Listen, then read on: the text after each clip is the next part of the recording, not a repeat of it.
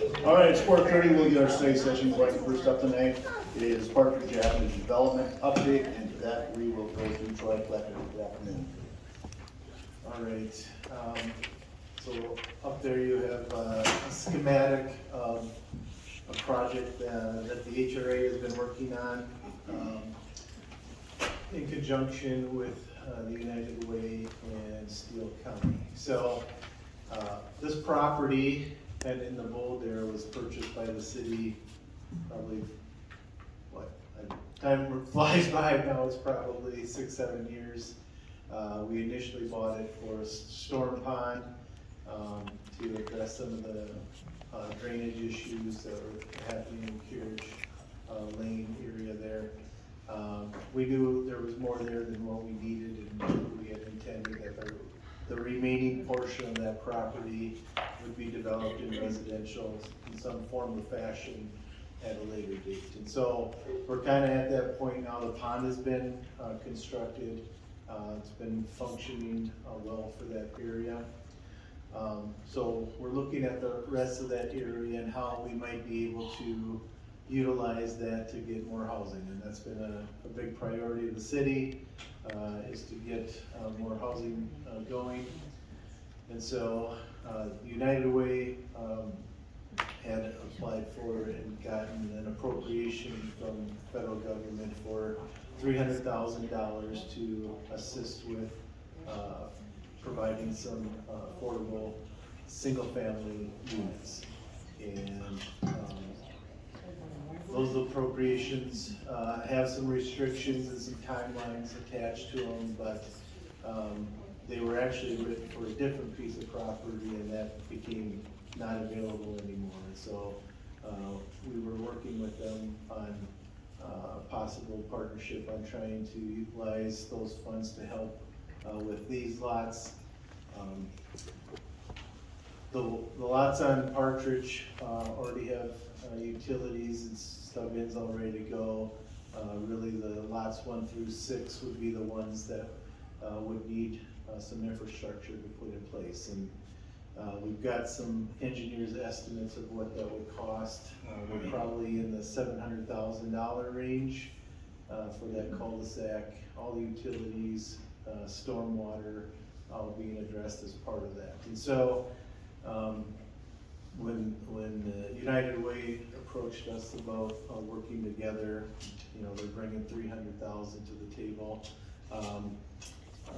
The HRA was willing to participate to some level, but we realized probably not to the level of actually the $700,000. And so that's when we talked to the county. County has some affordable housing aid that needs to be put towards affordable housing. They had an application process. We put an application in to assist with this project for $200,000, and so that's under consideration right now.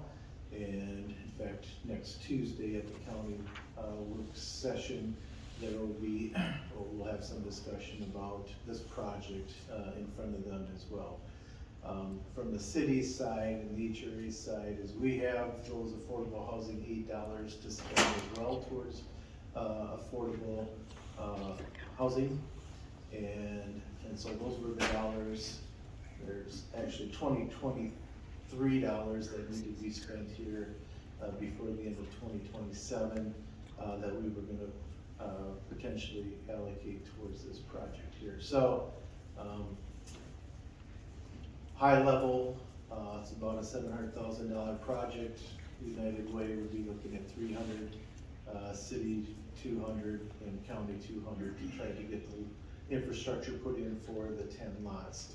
Now, with this would be a program for basically starter homes on these lots, and so the United Way is working with Three Rivers Action Council on developing a program on how to get families, probably going to be first-time home buyers, and getting a house built kind of in the $250,000 to $300,000 range, and at a level that they can afford. So there might be some other programs to help with down payment assistance, in these sort of cases, and looking at how the financing might work on each individual home that is built and purchased. So from our end, we would probably be looking at this as contributing our affordable housing state aid dollars as part of the cost. It probably makes most sense for this to be a city bid out project to put the cul-de-sac in, and then conveying the lots to United Way for their $300,000, conditioned on the county participating their $200,000, so that we can hopefully pay back for the city project. And so as the program is being developed, that's gonna be part of the package in all of this. This is a schematic drawing. There will be zoning approvals that would be needed for this. There will be public hearings for this project. Neighbors will be notified. We'll have public hearings. We'll talk about particulars if we get to that point. So we're really more on the front end of all of this, but I want to give you guys a heads up of where we're at and how the progress is coming along. At best, this would be a 2027 project if everything kind of lines up. But there's multiple agencies working together to try to make this happen, to get more lots developed at a kind of a starter first home affordable product home. And so it does require, with the cost of everything, some assistance to get that accomplished. And so that's where we're at this point. I guess if you have any questions or comments or concerns, I would take those now. We'll have the same sort of conversation at the county level to gauge where they're at on all of this. There will be a more formal program developed that will be brought back both to the HRA and the city council, and obviously all the zoning stuff will run through the city council as well. Okay, any questions from council? Brent? Troy, this is a question I'm doing cul-de-sac. Just looking at a long-term teacher that land self-develops, we're creating a pretty long dead-end street there. Or is that? So this is a little misleading. This was what has been platted. So that street that's shown on there does not exist. Will it exist? Right in the middle of all of that is a storm pond. So what this is highlighting is just the 10 lots. What's not highlighted on the rest of the property is it's a storm pond. And so there won't be Nothing. there won't be anything else developed on the rest of that. Yeah. These lots meet our new ordinances? Well, they meet our current ones, and the discussions we've had is that our requirements might lessen from what they are today. So if they meet today, they will meet the new ordinance requirements. Another question, drainage, we went in and dug some retention ponds, and would the city still own those retention ponds? Yes. Okay, now, right to the west of this development would be Edinburgh, and that Carriage Lane, I'm sorry. Yep. Carriage Lane would be Yep. right next to it. And Carriage Lane, when that went in, against cities' judge or recommendations, Carriage Lane went economical. They put in more storm drain, they put in more street lights, they didn't put any curb and gutter, so they have some problems there. Now, Carriage Lane, the next step further, in the back, they've got some drainage problems also. but I don't think any of the drain line is on, we don't have an easement. Now, will this project clean up some of that problem? Will it make Well, it worse? so- Oh, and one other thing, with it, does the 200,000 that we're kicking in, does that include the in-kind service when we're putting in utilities, or is that extra? Well, this will be done, as a bid, done privately under probably city contract. And so there's not any in-kind services as far as construction wise. So whatever the bid comes at, that's the price, to do it. We're looking at about a $700,000 price tag. And so, you know, our contribution to that would be the 200,000 that I mentioned. So, there are some engineering and some of this design stuff that is being funded by HOA at this point, just because we own it and we know we're gonna have to do something with it, whether it's this project or another anyway. And so there is some upfront cost, which is part of that $200,000 that I had mentioned in there. As far as Carriage Lane, so that was done as a private townhome project. So the streets are private, the street lights are private, it was all done privately, and we've had a number of townhome projects go that route just because it's less expensive on the front end, and you have lesser setbacks, and so you can get more units within a square footage than you can if it was a city street in there. That project was done as an affordable townhome project when it was first done, and part of it was because it was done privately, and some of those avenues were taken to reduce the cost. The stormwater, you know, was not just a Carriage Home issue, it was a more area-wide issue, and there's, you know, kind of a stream that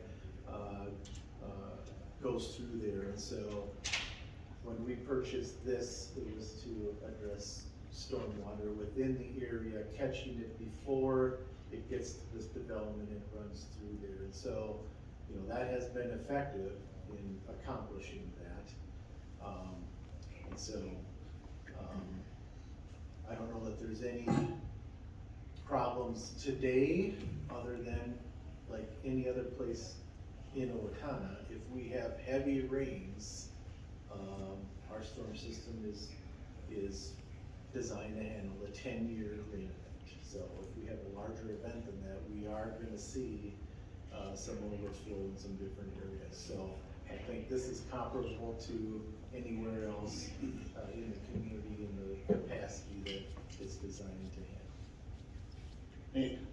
Well, there were some issues with Carriage Lane on a drainage line that went, it was daylight, then went underground, and it came back out, and there was some issues with that, and there was some questions that we had responsibility for. I think that's been resolved. But what I wanted to ask about is with these lots, then, if we change our ordinance and our lot size requirements, is that present an opportunity to potentially get more lots in here, or what's? I don't think so. We don't have a lot of space to work with there, so even if our, and we're looking at single-family homes here, so your standard home is you're gonna need at least 50 to 60 feet wide to handle a single-family house. I think these are at 65, so even if you pick up, you know, 5 feet on each lot, there's not enough to create another one in there, and we have minimum lot sizes as well. So I think even if we downsize, I don't think we're gonna get anything more than the 6 around the cul-de-sac there. And the appropriations that the United Way got calls for 10 lots. And so we're situated pretty well to get the 10 lots if we do this. These would be considered a starter home, and I'm not sure how expensive a starter home is. Well, it's And can you more than you envision- think. What? It's more than you think. Yeah. Can you envision one developer coming in and building 10 homes, maybe 3 different styles to choose from? just be It'll lot by likely lot? be more than one contractor, it'll probably be different contractors. And so there'll probably be different housing types and, you know, as most all starter houses, you know, one level will probably be finished, probably would be an unfinished basement.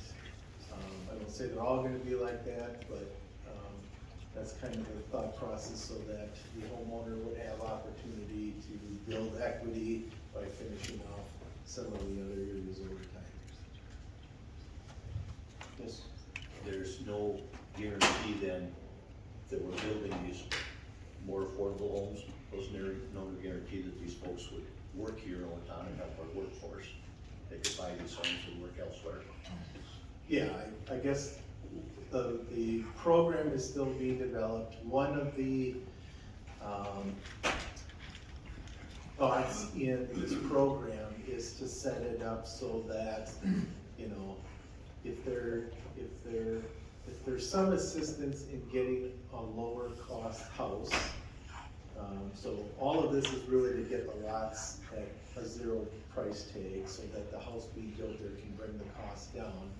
That someone who's building and buying a house there doesn't turn around and sell it right away and capture, that money that was used, to help bring that cost down. So part of the program is trying to develop is that you can only gain so much equity in there, if you were to sell it within 3, 4, you know, in a short amount of time, there's gonna be a maximum amount of equity that you could pull out of there. And that's in order to keep the houses, you know, more affordable for those first-time home buyers. And so we're not looking for, you know, to help with bringing the cost down on the house, have someone, buy it and then turn around and make a bunch of money on it and then walk away from it. So we're really being intentional about what we're trying to accomplish here is to create some more affordability in single-family homes, starter sort of homes, for people to move or purchase their first house in Owatonna or move to Owatonna, build a life here and then be able to build some equity over time. This is kind of a silly question, Troy, but would we have a neighborhood park there? And like We wouldn't have a park per se, but there will be some extra green space around the pond up, in that upper left portion of the corner of that property. There will still be some green space there. It probably won't be designated as a park, but there will be some green space available, in that area. Okay. Just because they're starter homes, I would assume they would have younger families, need some. Yeah, that would be the initial thought is there would be families, yes. Okay, thank you. Troy, the other lots, who owns, are there already houses on the other lots, or what's the status of those? So the 4 lots on Partridge Avenue that are not highlighted in green have existing homes on them already. And then everything on the back side of those, houses is the storm pond. Okay. And we're selling the lots to United Way? Yes, so that would be, the lots would be, transferred to the United Way when this is all done under an agreement, on the program. And before we put our investment in this, will all be spelled out, but yes, the ownership would go to the United Way and, they would be, working with the contractors, to build the Do we have an assessed value on each lot? We do not at this point in time, no. So this is, like, they have no value until you put the infrastructure in, so we're all partnering together to get, that infrastructure in and have that value there, so that new houses can be constructed on it, so United Way is not getting anything, city's not getting anything as far as monetary dollars, county's not getting anything. The value, the savings is actually going to the homeowner, so that they can have, you know, a more affordable house to be purchased. Just a clarification, Kevin asked, are we selling these to United Way? And you said, well, we're transferring. Yeah, so it'll be under an agreement, it'll be, all parties sign the agreement, it'll spell out what role the city has, what role the county has, what role United Way has.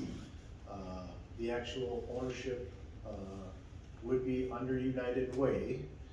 And so there would be a transfer, like an actual transfer of the property.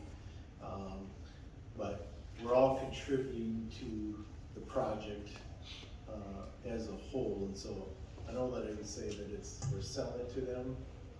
We're doing this part, county's doing this part, United Way's part is to get the contractors to build the homes to be conveyed to the homeowners. So our part may be putting in the infrastructure and giving them the lots? That all may be part of what our share is? Well, our share is the. I guess I'm just wondering if taxpayers are gonna get a payback on their money. Yeah. Well, the payback is we're adding, right now, we have city-owned property that's generating no taxes at all, and nothing for the community, really. So under this agreement with all parties, is the end result would be, we'd have 10 new houses with 10 families living in them, all paying taxes on houses that they can afford. So that's the end result. Kind of to dovetail on Dan's question, so United Way wouldn't pay any property tax on them if we transferred it. The only time we get property tax is if someone starts to build on those lots. Is that correct? Right. Okay. Yep, and, right, so, and again, we're developing all this so that, we know all of this ahead of time. So, we know that, United Way, this $300,000 appropriation has a timeline to it. So, it was 10 years from when it was appropriated to the United Way, and we're probably 3 years in, so we probably got 7 years to finish this out. So in the short term, while they're holding a lot, they're probably not paying taxes on it, just like it's not getting paid taxes so long as the city is hanging on to them. But once the house is built, so the community only benefits, when the house is built and somebody moves in and starts paying taxes. So United Way does have some incentive to sell the houses Yes. because they're gonna lose. Yeah, and that's why we want all this worked out before anybody signs on board with this, is get all these details worked out so that everybody entering into this knows exactly what they're getting into and what the end product is gonna be and what the timeline is gonna be. So we don't know what the total value of those 10 lots are at this point. Yeah, not at this point, no. So, simple math, let's say they're worth 50,000 each, so that's $500,000. How do we get our $500,000 back on those lots? Just on property taxes? Once they're built? Or is United Way paying us for those lots? So it is $700,000 to put the infrastructure in, so in the end, the whole end product is we're gonna have 700 plus or minus into creating 10 lots, in this, right? So we're contributing our, out of the 700,000, the county, if everyone's agreeable to it, the county would. So what is our contribution? Is it the properties? Our contribution is, well, you could say the land, which is worth not very much right now at all. And then our $200,000 towards the infrastructure to get the lots developed. Because the $300,000 and the other $200,000 will consist of the $700,000 that's needed to create the lots.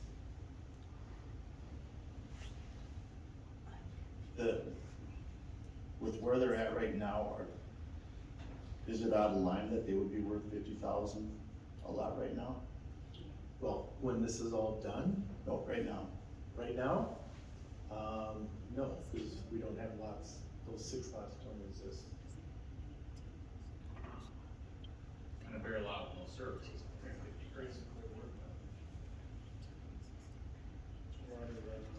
Yeah. We are directly subsidizing housing, there is no payback, we are directly subsidizing That's to get housing. Is what would happen. Yeah, because we'll get it back in taxes, but how many years does that take? We're playing the long game here, we're playing the long game. understand that. I'm just asking questions. But For housing. Yeah. according to all our, surveys and comments we get on Thursday nights, housing is 1 or 2. So yes, we may be subsidizing this, but it's a lot what the public wants. Whether this is too much, not enough, I don't know, but you gotta start someplace with housing.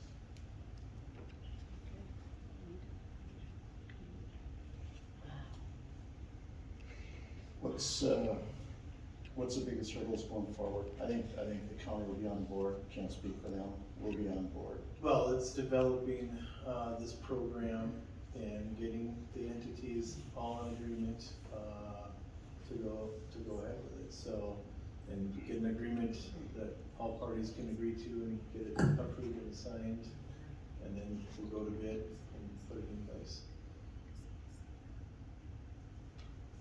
And the challenge is, what's the definition of affordable housing? Well, that you can Lumber's ask not cheap, labor's not cheap. 10 different people and you get 10 different answers, Yeah. so this is hitting, you know, something less than market price.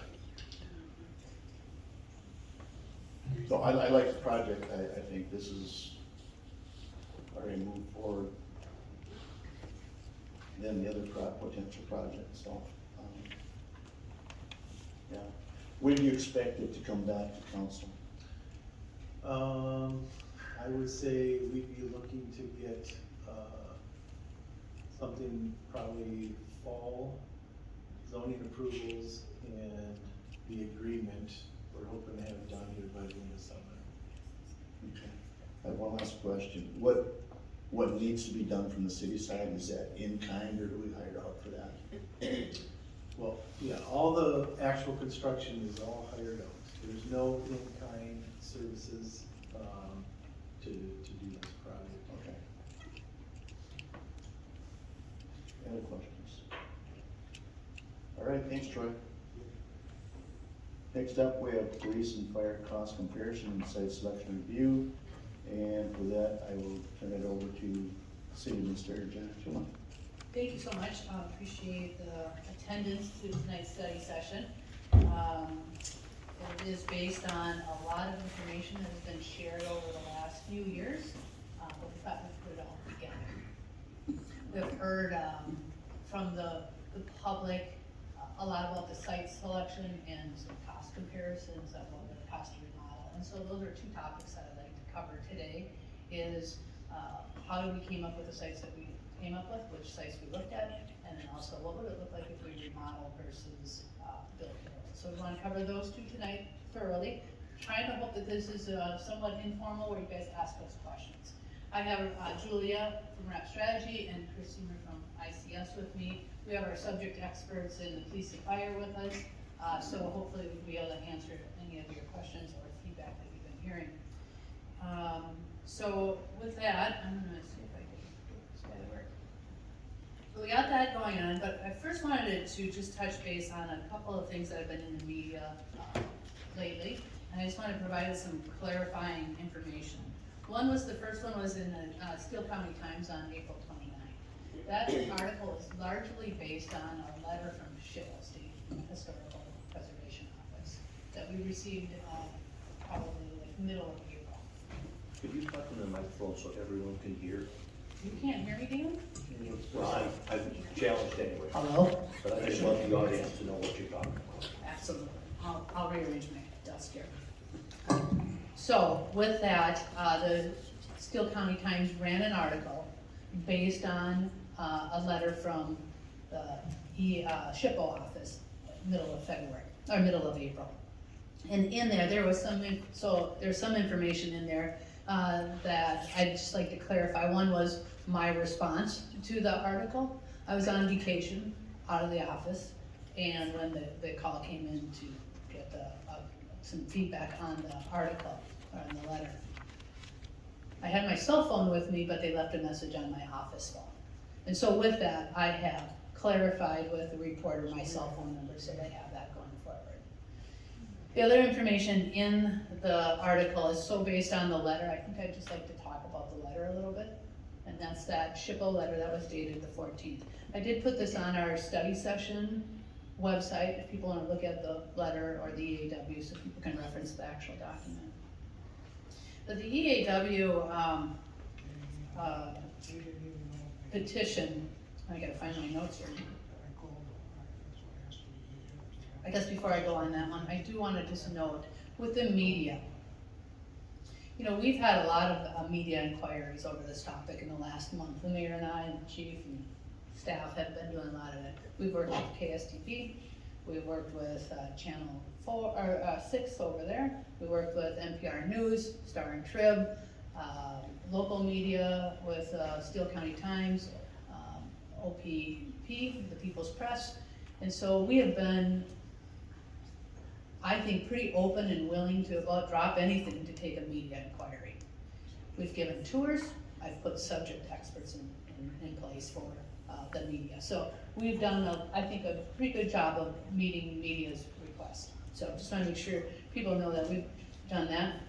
And then the letter that we received from the SHPO was in regards to the EAW, the Environmental Assessment Worksheet. So there was 3 components that SHPO had talked about in their letter.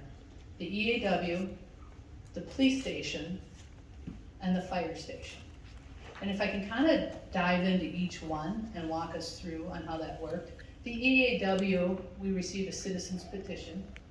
From that, it went to the, I'm gonna give you some acronyms, you guys are gonna kill me here, but the Environmental Quality Board. So the EQB received a citizen's petition requesting us to do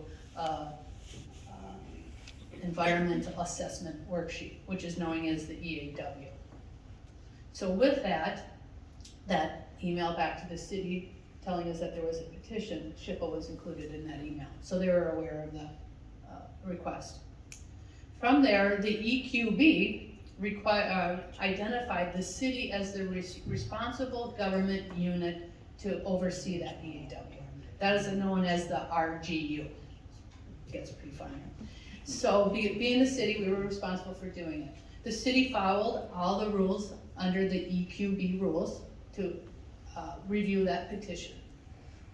We had legal advice guiding us through that process to make sure everything was checked.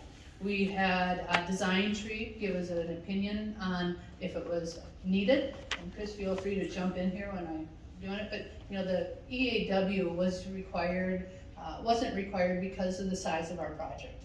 Like, we had a very small project in acreage compared to what one would be. There are other requirements for that was if we would disturb wetlands, public waterways, or floodplains, if we had roadway constructions. And so when we tested all of these, it came back that we weren't required to do an EAW worksheet. In March, the council rejected the EAW.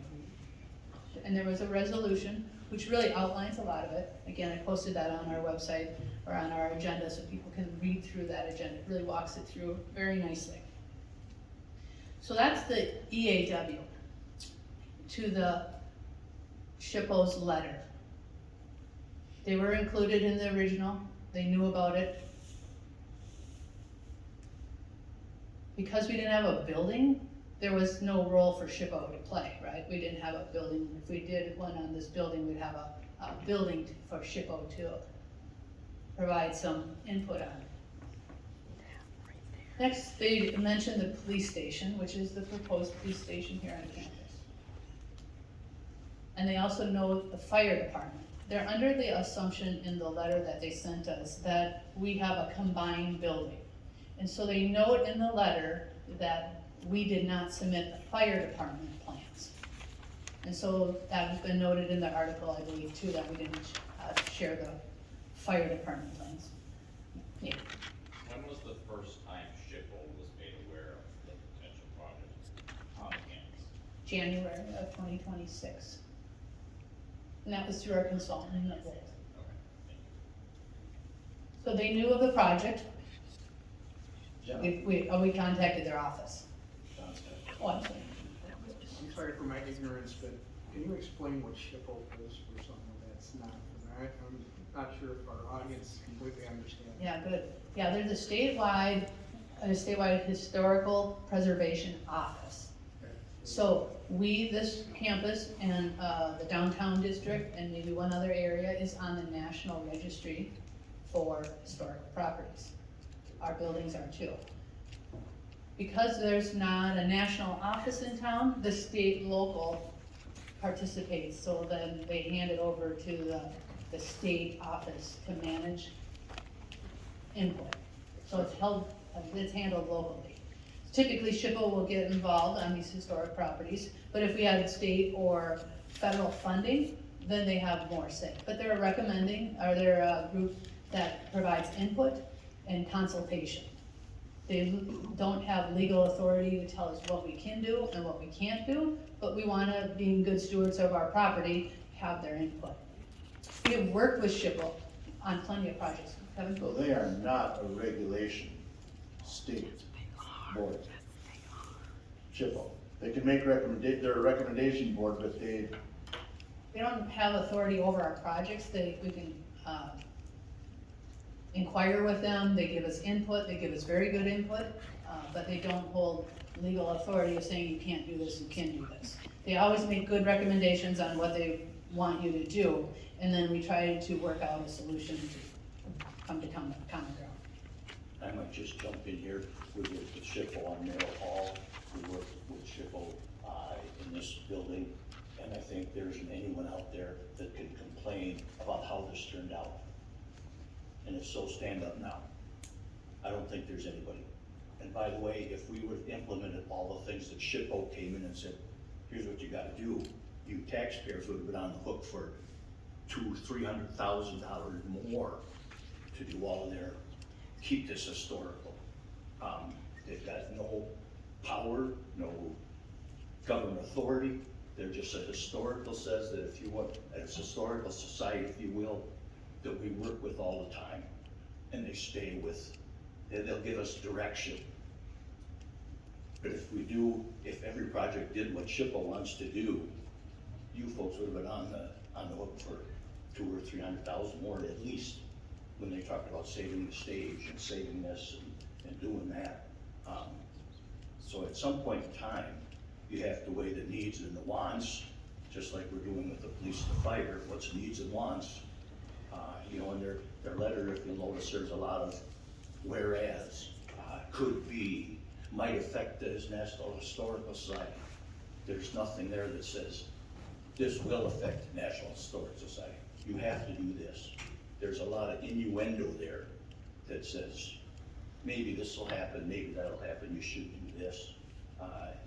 They like to poke their nose into stuff. And if you wanna go with it, fine, you got all kinds of money, yeah, go with it. But if you don't, it's just like they wrote back about the fire hall. And they're afraid of what's gonna happen if we walk away. Here again, what does the taxpayers wanna do with that? Does the taxpayers wanna maintain that like they think it should be? It could be how much money would you spend on that? I know what we spend every year maintaining the fire hall. And all of a sudden SHPO wants the taxpayers to maintain this. I think we should give it away for $1. Private industry would say, well, I could never afford to sprinkle that or put in a tap room or make a hotel. But the government, the taxpayers, should do that? Done. So you bring up many good points, Dan. One of them is we have worked with SHPO on this space here when we remodeled it in 2022-23. We did the addition. We've done the art center addition. We did Merrill Hall. We had really good working relationships. We followed the process.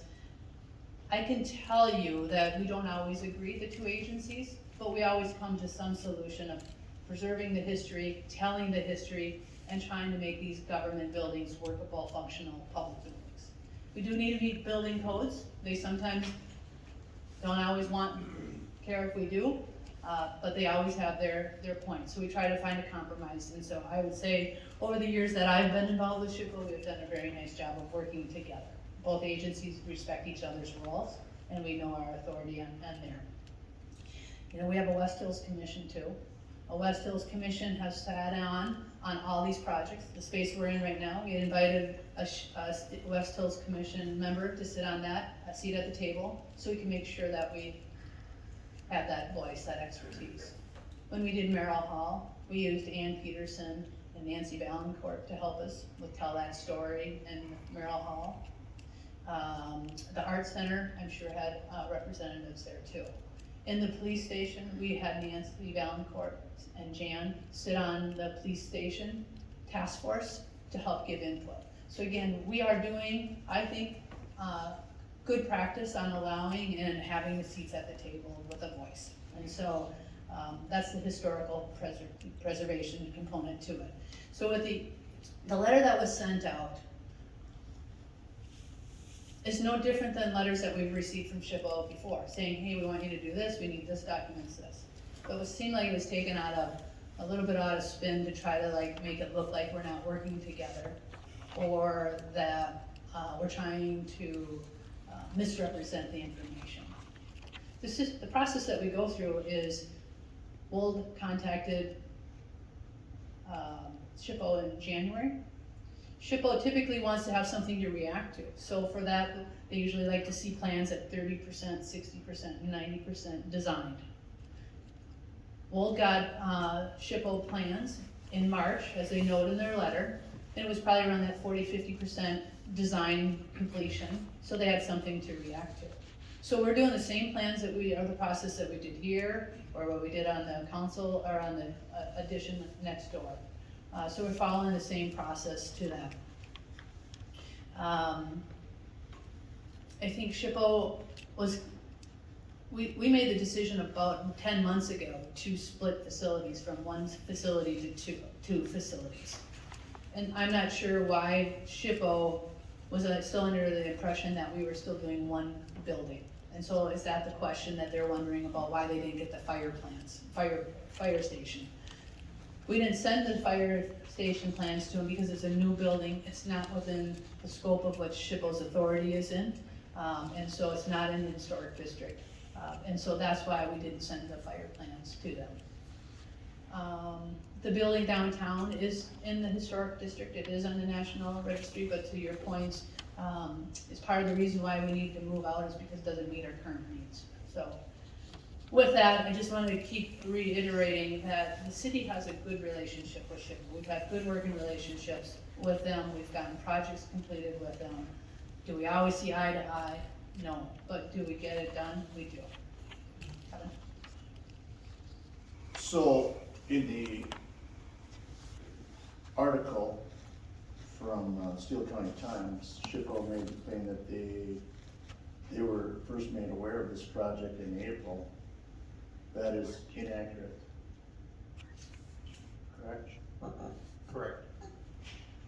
We have They were made documentation. aware months ago. Yep, we have documentation of back and forth between Wold and SHPO. When Wold was trying to ascertain, when do you want to see drawings? What quality do you want to see drawings? Because at the time they were engaged, we didn't have building elevations. So that's a component of what they wanted to see. So they were able to confirm what they needed. So. Nate? Well, there was a time where they thought it was one facility, so they were aware of it before we split facilities. So, Yeah, doesn't absolutely. that not demonstrate that they were aware of it well before we made the decision to separate them? I can't speak for what they know and what they don't know. We made contact, or Wold made contact with the office. I don't know if they didn't share information with one another. So, They were under the impression we were just one facility, and that came from somewhere prior. That's how the letter reads. We're trying to figure out, I've got a message in to talk to the individual who wrote the letter, to try to figure out what why do you believe this, so that I can start narrowing as to what the parameters of the project are. So we'll continue to work, oh, I'm sorry. Yeah, so at this point, I may comment, that some of this misinformation, both in the paper and online, internet, is possibly because you're on vacation and just simply setting a comment. I didn't have a chance to respond to it, and so I did But not this have a article comment. is certainly inflammatory and sensationalized and not entirely accurate. So I would say to public, don't believe everything you read in the paper, don't believe everything you see on the internet. Thank you. Don, I just wanna clarify, so the police department coming up here doesn't involve any buildings, it's strictly length. So they have no. Yeah, we're not disturbing any existing structures. So the fire department vacating potentially that building and moving into where the LEC currently is, would have no, people shouldn't care other than what are we gonna do with the existing fire building. Correct, but there's no authority to prevent you from selling a building. If the city chooses to sell the building or keep it the way it is, it just sits vacant, again, you're not doing anything to it, so there's nothing there to respond to. Okay, so really, they're a recommendation board, if you will. They have no authority essentially to regulate or fine or whatever if you don't do the things that are outlined. Is that correct? Correct, I think probably the only thing they could do is maybe remove it from the registry. But at the end of the day, all that does is prevent you from pursuing federal funds. And none of these projects are requiring state funding, federal funding. I know we had tried to go last year to the state to get some funding, and essentially the well was wrecked. Correct.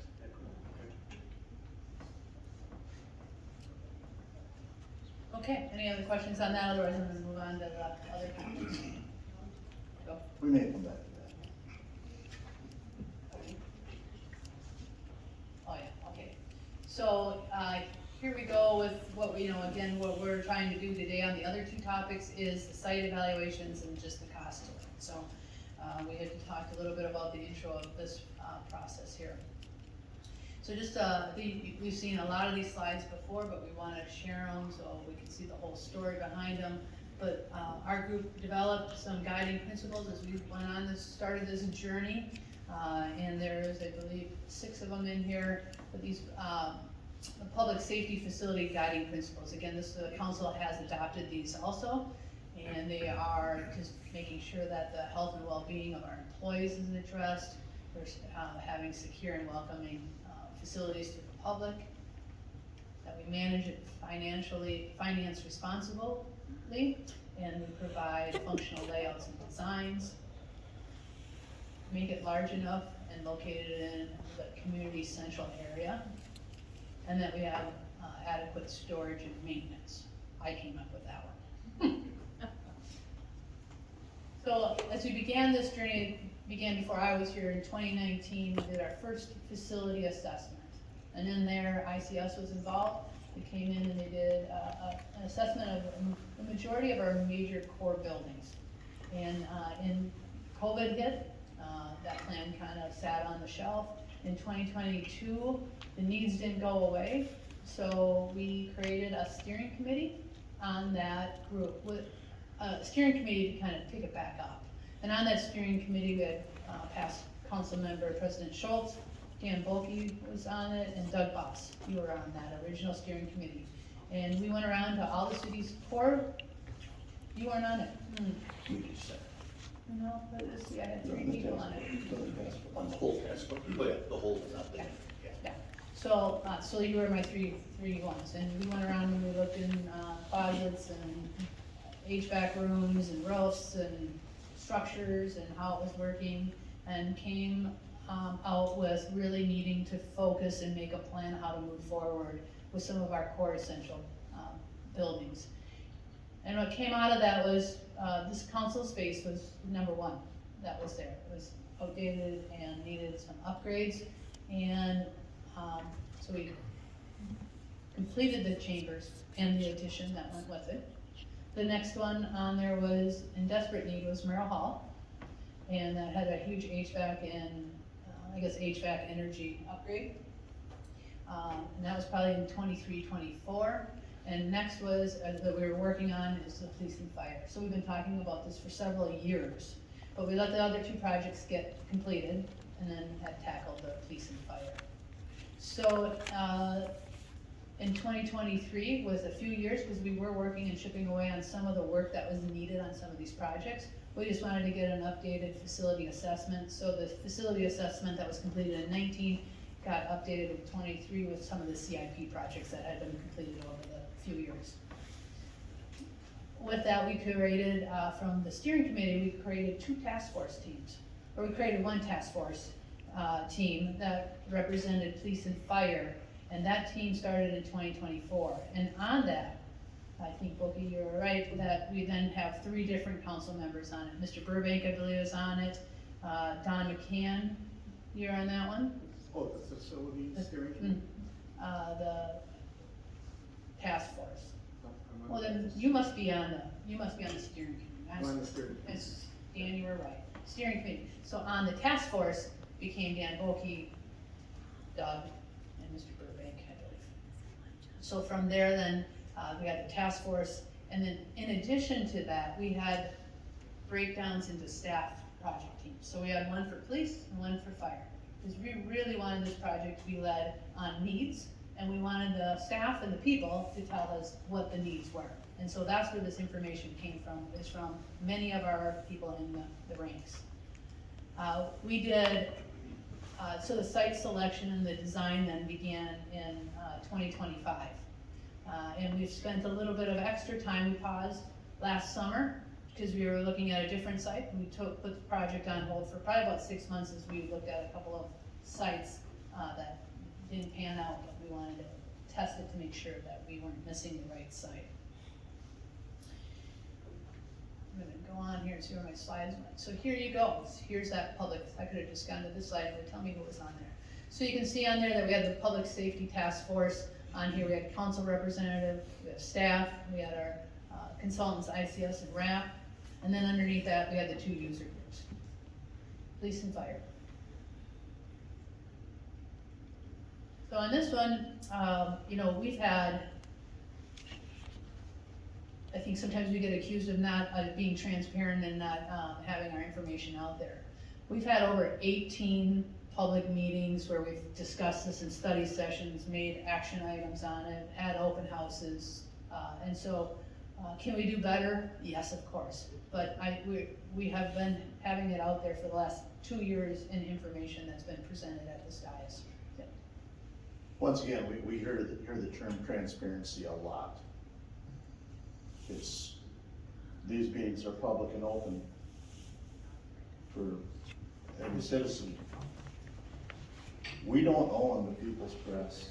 We don't own the Steele County Times. We don't own Cows Radio. We can't tell them what to put on their media sites. We've been doing this since 2019. If they don't think it's newsworthy, they're not going to put it in. But yet the onus comes back on us because those media outlets chose not to make it part of their news scope. We're part of it, but if our other media people choose not to print it, we can't make them print it or talk about it on the radio. Correct? Correct, and I don't know that it wasn't in the newspapers. I mean, I know that we submitted news releases and information that went out there, so I'm not. Submitting and putting is 2 different things. Very true. And I don't know who reads what or who gets what media, because that's one of the barriers I'm trying to understand is, well, how do people want to be engaged? And so we're trying to learn how to do better too. So we also have a website that has a project page that's available with the content on it. So how do we tackle this? How we approach finding the right site? Again, we work with staff and the public safety experts to define those operational needs. A lot of that came from there is making sure that we had those response times, the safety, the equipment, space, and then also trying to do our community stewardship of making sure that we design it so it can be added on for the future. So this isn't today built for 50 years out, but it has the potential to be able to be added on for expansion if needed. We also toured a lot of our peer city facilities.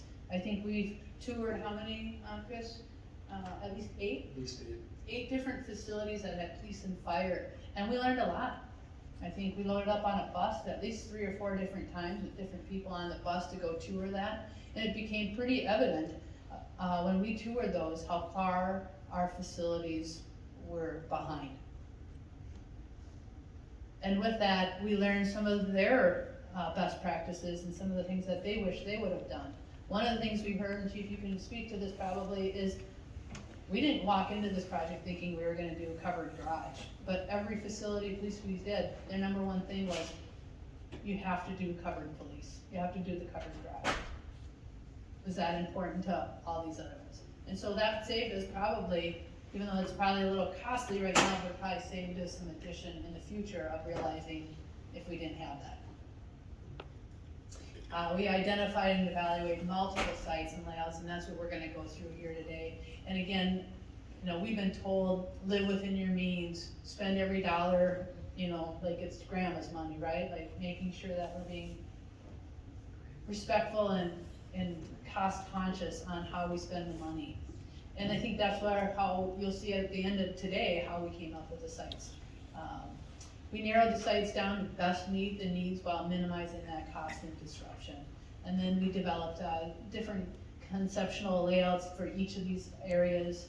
Spent a lot of time looking on how it might work here and how it might not, and we'll go through those today. So again, defining the needs of our police and fire, really how we determined police and fire needs was we worked right with the staff, we evaluated the existing facilities, identified the limitations. We've talked a lot about those. If it's police, it's the sally port, it's the victim room, it's the evidence storage area, it's the garage parking, we don't have the room for equipment. If we go to fire, it's the safety. They don't have a decontamination area to clean up after an event. They don't have adequate shower facilities. There's sleeping areas that we use for our paid on call and for our full timers. Doesn't meet today's standard. The technology in the buildings are failing probably in both. So we need those secure spaces. We need efficient layouts so work groups can work together.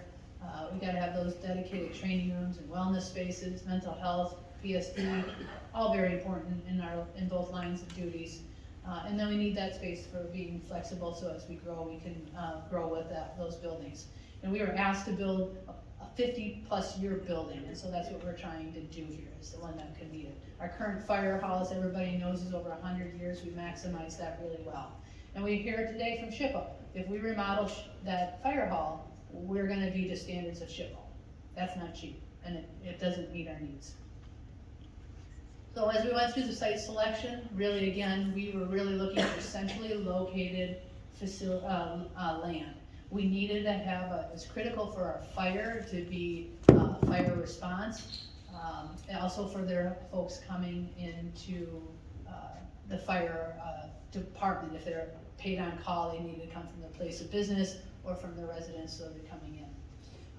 Again, we cover the whole city, and then the use of city land we were trying to use to maximize the impact on the community. So I was trying to do where we could be as best cost conscious as possible by using city-owned land. And then making the best use of taxpayer dollars. And again, I know the impact, but we really tried to put that plan forward that saves the taxpayers the most money over the long haul. And then that plan has to be flexible and an opportunity to expand. So the central location, this map here, Chris, do you want to take this one, or how the map is laid out? Sure. So the dot in the middle of the map represents the LEC site. There were quite a few different studies done along with fire and police staff and city staff as we evaluated sites that you'll see in following slides.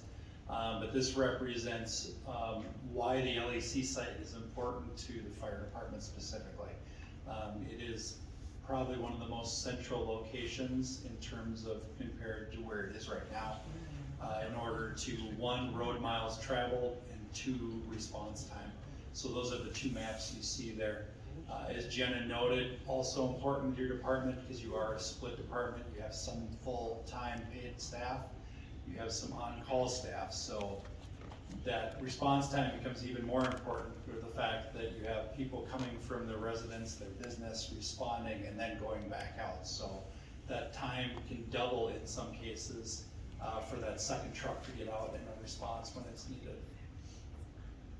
So I just wanna note that the response time is critical, right? I mean, that's the life-saving deal, and that is gonna come up and it's gonna challenge this group at the dais later on in our process. So right now, we were building one site, one joint facility at the beginning of this process. That's what we went out to do, is to do one because we thought it was the most cost-effective way to do it.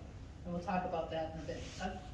I just wanna make a comment that when we hear these things, sometimes we think it's kinda hypothetical. But not long ago, there was a fire out on School Street, and they were there in less than 5 minutes, thank you gentlemen. And had they been 10 minutes, there would likely have been deaths in the apartment, so it is actually very important. So we did a little graph here just to try to help, because this is a lot of information to take in, because we did look at a lot of areas. And we just tried to put on a graph, and we can come back to this too. But you can see the sites that we visited, if it was city-owned, if it met the centrally located, if there was space for police, fire could get in there, room for growth, and then cost. So we'll get back to this one here, but let's try to summarize some of the sites that we looked at. It goes on for a few pages because we looked at a lot of sites. And this PowerPoint will be available on our website and in our agenda. And we'll go through each one of these with a little deeper dive, but it's just a summary of looking at which sites we went to and what. Again, we were trying to centrally located, keep the cost down, because it gives us room to grow. And if we had people that, I'll stop there. So I'll turn the site reviews over to Chris, if you don't mind, and run through those. So the graph or the chart basically represents the images that we're gonna go back through. You've seen these, we touched these up a little bit more so they're a little easier to understand and go through. But the northeast corner of 26th Street and 24th Avenue, that site was purchased some time ago with the mind that that would be a second station in the future. It's not centrally located, so it doesn't meet the criteria of putting the main fire station there. It also doesn't meet the criteria of keeping the police station centrally located, in the fact that it's on the perimeter of town and it creates issues with response times on the other side of town, even with patrols out. This really would come into play when Owatonna reaches 30,000 plus, maybe a little bit more than that. Additional studies would need to be done at that time. But really, the bigger thing that comes into play with this is that while you could build a satellite station now or later, it's gonna be a glorified garage until your department switches completely over to a full-time department. So that they would have staff actually staying at this site as well to respond to fires. Yes. Chris, it says their satellite station will not need to be considered until the city of Owatonna reaches 30,000 plus in population. We're arguably around 28,000. Correct. Chris, that's only 2,000. Yep. Now, my question for you is, the new fire station is built, does that push that back to beyond 30,000 population? Potentially, because all of the gear will basically be under one roof now. And the dorms, there are additional dorm spaces, and the way the dorms are being constructed or will be constructed is that it's not just assigned to one individual, there's flexibility. So it depends how much you want to push the new station to its limits, but yes, by all means, a satellite station may not come into play if the response times are able to stay within the time limits that you're looking for. This really comes into play whether it's this location or a location east of town of how town grows. you know, this was a guess, let's call it at the time, smart thinking, smart planning. But in the end scheme, it's something you're gonna have to continue to evaluate when you get to that threshold. And like I said, 30,000 was the general rule when we were talking to fire staff, that's kind of when we thought that you might need that extra reach, just based on the amount of development and how far a town would reach out. So again, it's just a general rule, would need to be studied again in the future at a certain point. So the original, oh, sorry. Can you comment on the ISO rating 2 with regard to response times and how that affects insurance rates? Yeah, so the current station in your facilities are rated on what's called the ISO. And what that does is insurance companies use that to set their rates. It basically is a scoring system to tell an insurance company how fast does a department respond, what amenities does that department have to respond with, among other things, but they take that all into account, and your house is in 3 minutes, you might see a better rate. Your score is anticipated to go up, but it's not gonna go up significantly, nor would it drop significantly based on a few things. The training tower, some of the training space, and added apparatus space, I think, are gonna help that score go up. But in the scheme of things, it's not gonna go greatly up, as if you were, let's say you were a fully on-call department, your score would jump probably pretty significantly because you'd be going to a full-time station as well, so. So the original LEC site, option 1, we looked at purchasing the block, or what it would mean to purchase houses on the block. On the north, this again was when we were looking at a joint facility. This was a tight site for a joint facility and probably would mean little to no future growth capability. And the high cost of property and time to acquire property were taken into account here. The south block across the way, again, you own some property over here currently. Again, same criteria here came into play. We looked at a variation of that if we cut the block in half essentially and created an area for both police and fire. Again, it's extremely tight when we're done, and future growth would require purchasing houses, additional property. Chris, question for you. Yeah. So on that, can you go back a slide? Yep. So it says the additional cost is about $2 million. Correct. But if the facilities were built as one facility, is there a cost savings in that? This is, the cost there is property alone.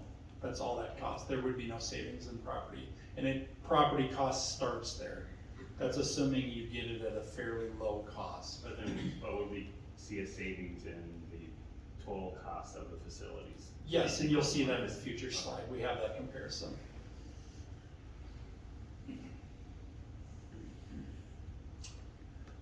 Combined north and south, again, this is the option that the current fire department is going to utilize. This worked out very well for the fire department and allows for future growth of the fire department with a few bays to the north on this site. The existing fire station block, there's a few things to note here.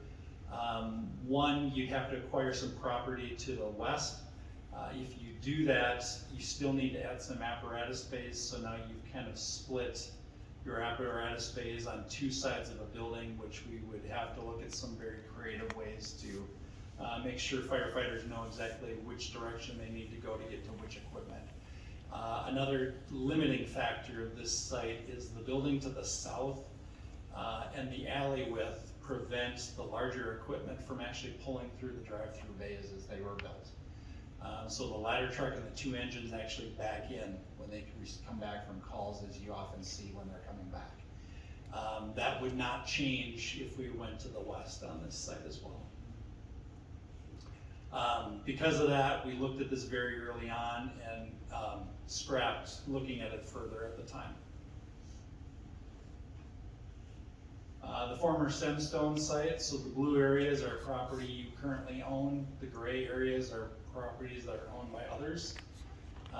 The white area is a street that would currently exist that possibly you would look at abandoning or vacating and turning that back over to usable property. The building would fit here, specifically police would fit here.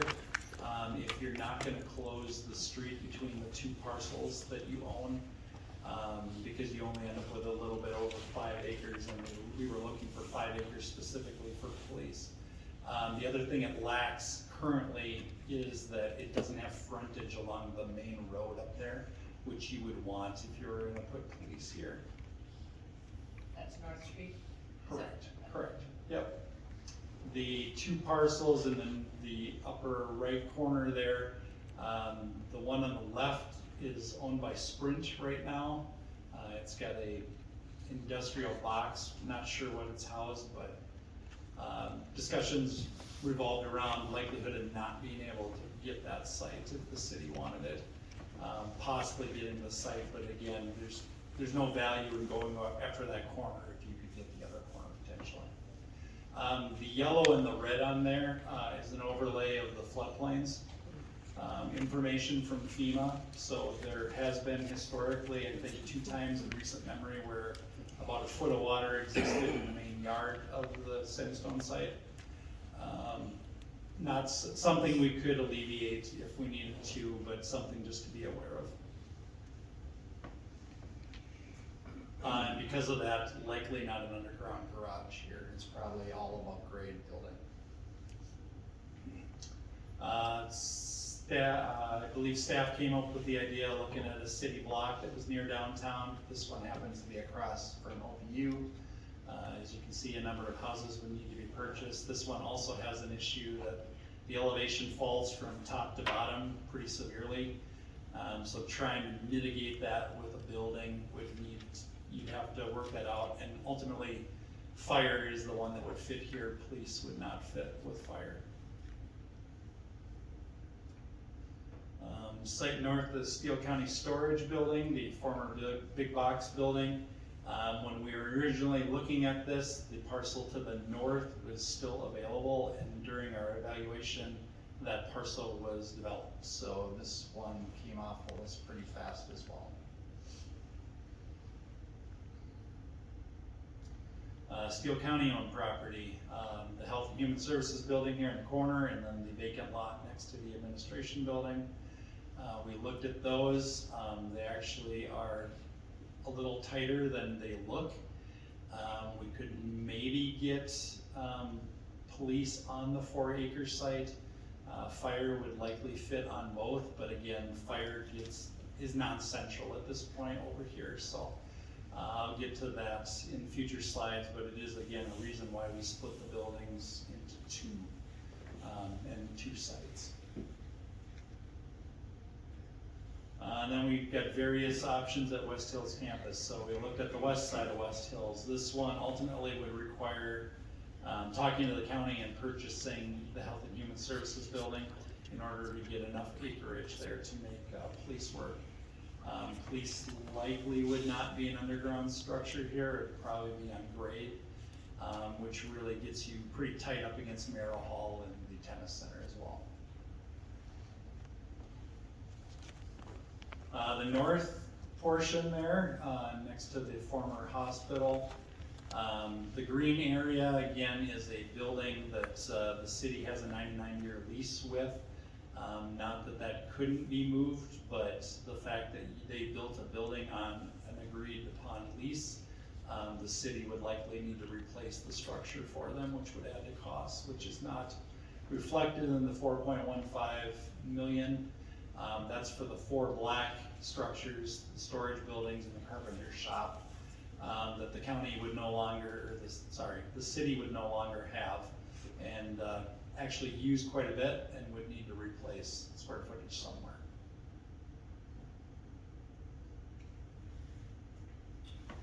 We looked at the front and then actually trying to figure out a way to maybe incorporate the northeast corner of the site that you own property on as well. Again, this one was not desirable because it blocks view of City Hall potentially and building on the front lawn. The site that we're currently looking at for police, we originally looked at finishing out the corner of the site, so those properties there had a pretty large price tag that council ultimately wasn't interested in pursuing.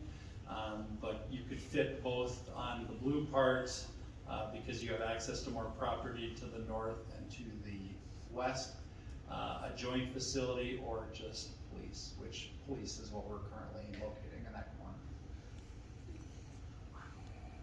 Downtown site near the grain elevator.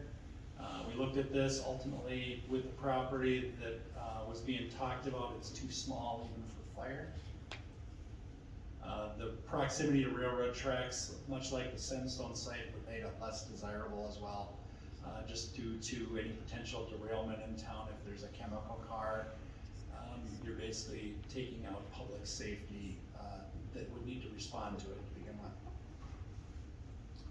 with. Former high school site, we had some very, very initial conversations when this process started very early, just looking at potentially locating whether it be fire or police on this site, but the site areas that are available for building are smaller than desirable for police, and ultimately the district was not interested in pursuing this further. Possibly in the future for a community center, but not for public safety. Pillsbury College site, we had some initial conversations early on. There were two sites identified. Site number one was the one that was probably investigated the most. Both sites have about the same acreage and do work for a joint facility, but ultimately those conversations fell through, and we had to circle back to look at West Hills and other properties. Site too, right? Correct. This site is actually, I believe, portions of it or all of it are on historic registry. The Bridge Street location, the temporary police building site. So I believe this came up during the open house. So a couple questions as to why not locate here.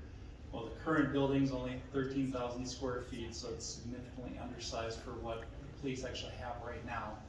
Additionally, the acreage is only 1.65 acres. We'd really need to buy out the west half of the block, and so that one, we align with the intersection there for safe exit for police vehicles, but also that we have enough room, whether it be tuck under garage or surface garage.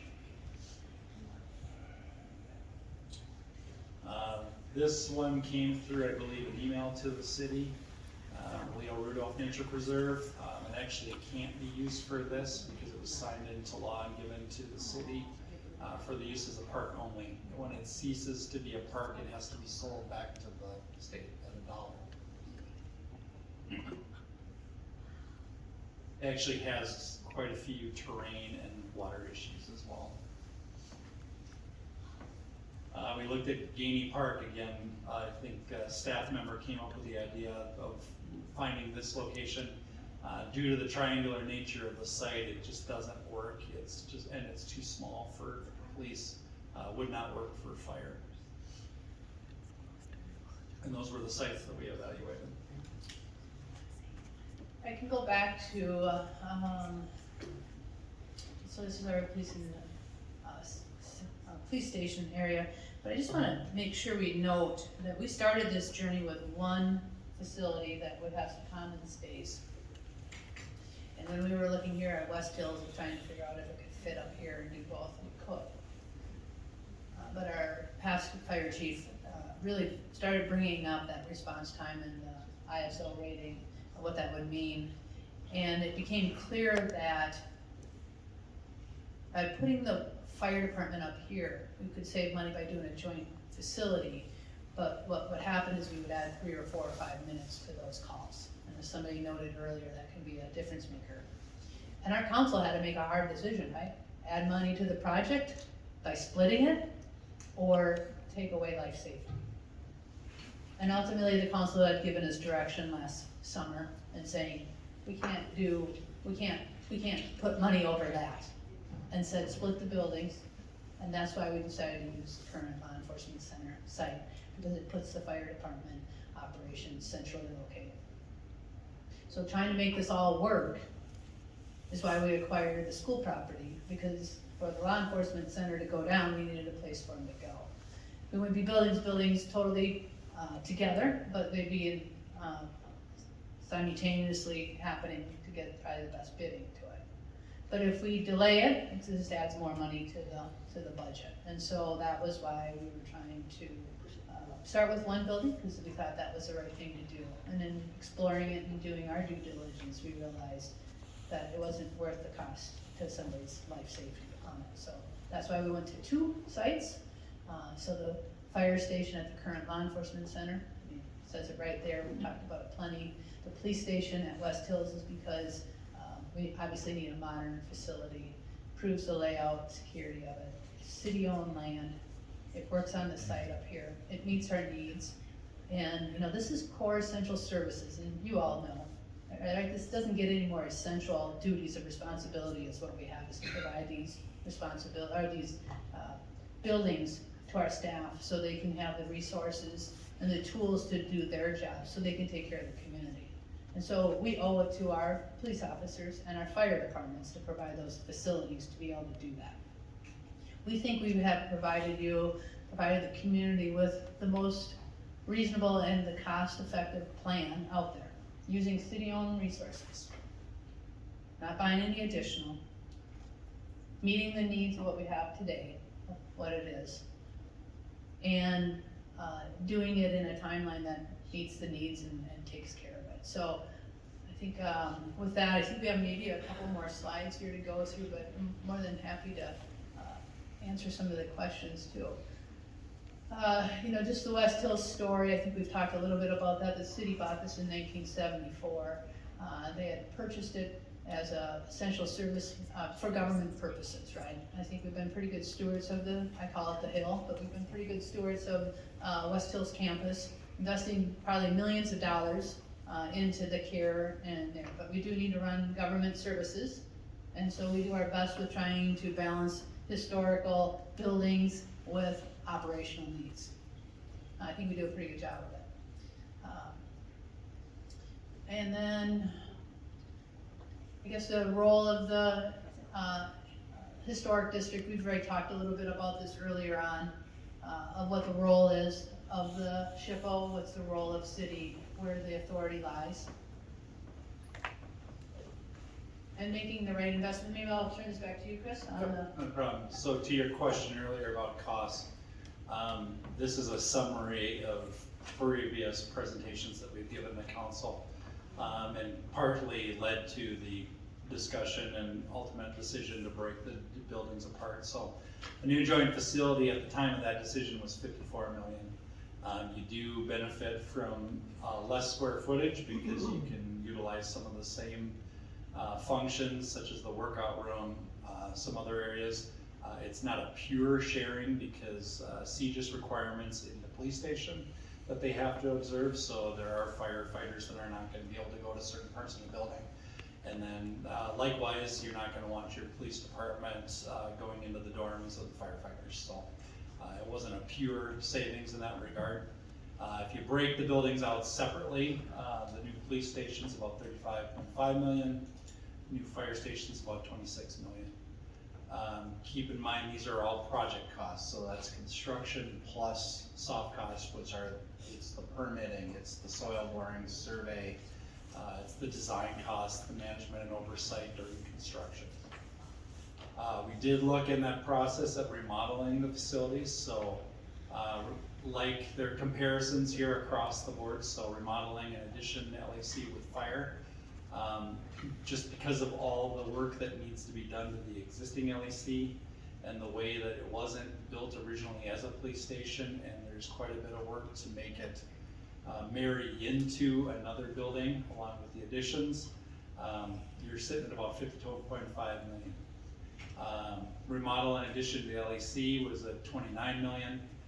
Again, that would take out the parking lot in the back and essentially create covered parking.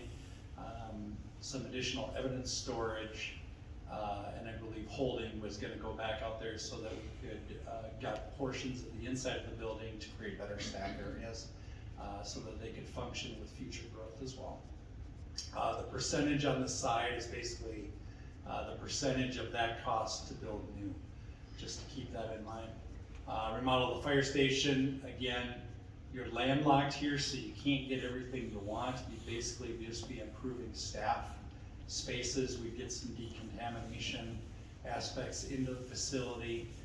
We get the dorms remodeled so that they actually function the way a modern dorm should function, and that firefighters aren't sharing rooms just out of necessity based on the amount of rooms and the spaces they have.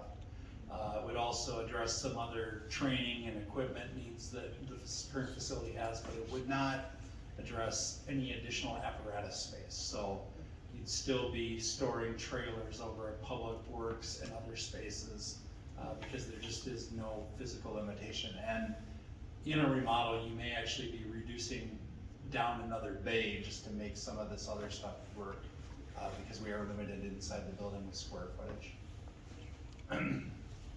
Also important to note, these costs do not include land costs. So any of the land that we've looked at where it was looked to acquire, that would be on top of these costs. And again, those costs were probably entry level. They potentially could go higher depending on how land negotiations go. But something to keep in mind, 60% rule, when you start approaching 60% cost of new, it's really time to take a pause and take a look. Does it make sense? That doesn't mean that you can't remodel the structure or it doesn't make sense to remodel structure. It's just being prudent with available dollars that take the time to take a look at that. Does it really make sense to invest all this money in a building that necessarily wasn't built for that purpose originally? Here's a question for you. Yeah. So earlier you mentioned like the new facilities were designed for a 50-year life. When you remodel a building, what does that mean as far as like, does it add 50 years to that building? Is there less than that? Well, so your existing fire station, a portion of it's dates back to 1906, so as long as that structure can stand, potentially, you're reinvesting in it, so obviously you're gonna make it last. You're there to stay if that's the choice you make. Does it get you 50 years? I would say no, specifically at fire, because you're already limited. You're either looking at building that second station and going to a full-time fire department, because it's really gonna be your only relief valve there to address your equipment needs.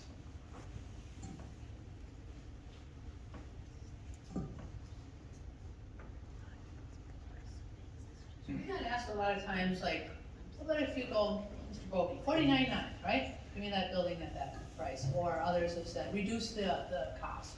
And we just wanted to kind of give an idea of what some of those significant trade-offs would be, is what would happen if we didn't reduce that. I think that's a fair question to ask, and so we wanted to give some feedback on what that could potentially look like. I think, again, we were basing this off of need, not want, so we're not building any Taj Mahal, as we sometimes hear. This is really just based on what staff has provided us of what we need and trying to set it up so it could be used going into the future. But Chris, do you want to go through these areas of what that would look like? Yep, so we have looked at what that means. Ultimately, you're reducing square footage of the facility.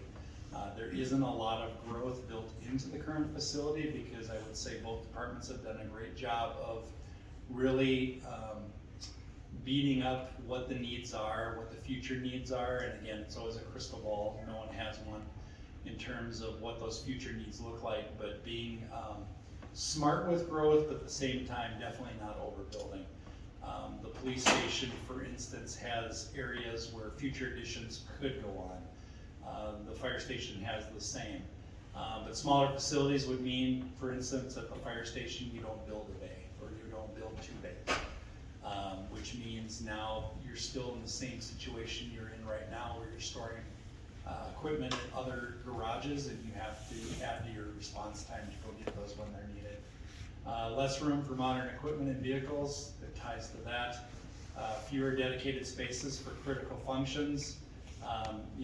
You're reducing some of the spaces, the needs, but could be nice to haves, and could make do other areas, but again, you're not shaving out a lot of square footage. Probably at least the biggest one would be taking away the indoor garage. But then you're looking at a surface lot that you gotta figure out a way to secure so that the vehicles are safe. The biggest thing that people don't realize with today's world is that those vehicle environments need to stay at a certain temperature to ideally, the drug kits, the testing kits that they carry, there's equipment they carry that really needs to stay at a certain temperature, which is why you see a lot of these vehicles running all the time when they don't have a garage. Having a garage will increase or reduce the wear and tear and increase the lifespan of a vehicle. Phasing or delaying key equipment. Nothing's as cheap as it is today in the construction world, unfortunately. And you could always add on in the future, but you're gonna add plus that inflation cost onto that. And then less efficient layouts and site design. As much as we try to tighten that down, we start to lose some of the efficiencies of the plan that staff have worked so hard to make work right now. Chief, were you gonna say something? No? Okay. So this is, in March, the council approved the not to exceed $65 million, as you know. It sets the maximum limit for that future bonding. We allowed continued planning and design of the facilities, so we're just wrapping it up. So after, when we're done with this stage, we at least have plans that have been done and completed to that point. When you made that action back in February, or March, I'm sorry, it didn't authorize construction, and it didn't authorize the project to move forward. So with that, we have been working on our financial management plan, trying to plug that in there to see what that does. And then if people want to learn more about that, but hopefully we'll have a study session on May 19th that talks more about our financial management plan and all the needs of the cities, not just police and fire. I would welcome any questions from you or anything that you are hearing out there so we can answer that. We are live streaming this, we are recording it, and we really do want people to be able to have the information that they want. This is for Chief Mundale. Few questions. How many years have you worked with the city of Old Town? In June, it'll be 31 years. Thank you for your service, first off. I've received an email a few weeks ago that we need to right size it. We need to right size the police. It's not right. We need to right size it. In all your time in Old Town, in your observation of police departments, safety centers, is this right sized? Yes, it is sized right, but it's also, more importantly, I think, sized for the future. This is definitely going to be a 50-plus year building. Thank you. Charlie Score, how many years you worked for the city of Old Town? 2007, working on my 20th year. 20th year. Thank you for your service. Proud to do it. You've looked at everything. Once again, the question, is it right sized? I'll reiterate what Chief Mundale said, it's right Charlie, will you come size. to the microphone so the folks can hear it online? I know you love this, yeah, I know. I'm not gonna ask you the same. So it's the right size, absolutely. This building gives us the ability to grow as a fire department. Chris mentioned the possibility of a full-time department in the future if our city continues to grow. Absolutely, this gives us our ability to not only continue the training we do, but to take everything up a notch.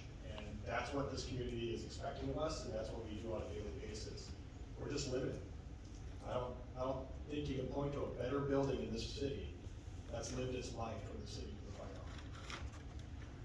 Any other questions? Thank you. Of course. Dan? Just a comment. And I speak, there's some of us up here, I speak for me, only me. I think I'd like to start by saying that I should apologize for not being aware what was going on and how this was gonna happen. I was assured on multiple occasions that there would be time for some give and some take, and I believe that. all of a sudden we're presented with 61 million and that's it. There's no give and take. That's not how it should be. I don't believe that our taxpayers can afford $65 million. That'll be $100 million plus interest. Our city is getting older, not younger. I don't think that our citizens can afford this. And I apologize for getting this without some give and some take. Chris, you said many times, wait till we get the bid, wait till we get the bids. Let's see what it's gonna come in at. And how many times I say less than 50 million? Shoot, we blew by that in a heartbeat. And Chief Mundale, in the last meeting, almost was apologizing when he said, they asked me what I wanted, I didn't know it was gonna get to be 55,000 square feet. I feel like that I myself, with my eyes closed, was led down a bit of a primrose path to get to this point. I don't think this is something that's doable for the constituents that I represent. And I just speak for one person, just me. The other thing that I'd like to mention is that I'd like to have a consensus of opinion with our community. I don't want to build something that is so divisive, whether it be 55-45 win or lose, or 51-49 win or lose. I don't want that. I want something that our city can be proud of. Look what we did. And I think we can do something that would fire and police can get by. Maybe not this big. Maybe there's some things we can shape. We don't know because we had no options. All it was here's the bid, yep, we double checked it with somebody else, there's your bid. And I don't like that. So I want to build something that can get consensus of opinion. I think I was quoted one time as saying, what's the magic number? Well, I asked the constituents. Now Saturday, we're gonna have a open house, greet the counselors. And by the way, my granddaughter's getting confirmed this weekend out of town, so I will not be there Saturday morning.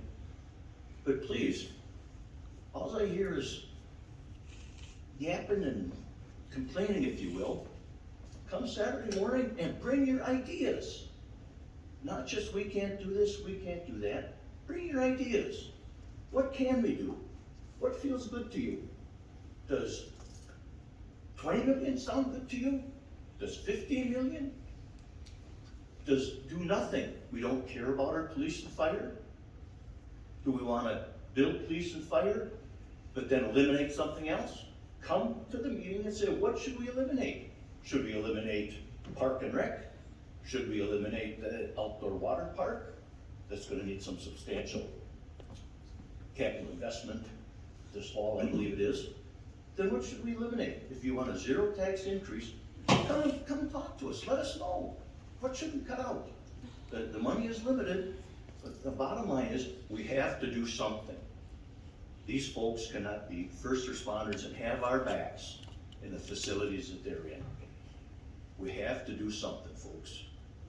But help us, okay? I'm tired of seeing all the garbage and the rhetoric on the internet. It's half truth and half speculation. Come and help us. Let's get after it. But let's get after something that we're all proud of, that we can all say we contributed. You know, nothing is set in stone, site or cost, but boy, we're sure looking for some direction. And it's easy to be the naysayer. Come up and give us some, here's what I think we should do. You know what, to do that, you may have to get online and look at the budget, see what we spend on this and that and the other thing. It'll take some time on your guys' part to really come up with some suggestions. We went through an awful lot tonight and eliminated a lot of sites that people keep asking me, oh, what about this, what about that? We've looked at them all. We've done a lot of stuff. So please help us. Don't just be negative and complain. You know, and you get back to the old saw, geez, our streets are terrible. Engineer Murphy's in the back, and he told me what we spend a year on streets. Sure, we could spend more. What do you want to take out? You want to increase levy? Help us. What do you want to take out? If you want every street in town done, let's cut something out, because we can't keep raising the taxes. You've told us that. but please help us. Saturday morning is your first opportunity to come in and greet the council at the gaming room in the library. Thank you.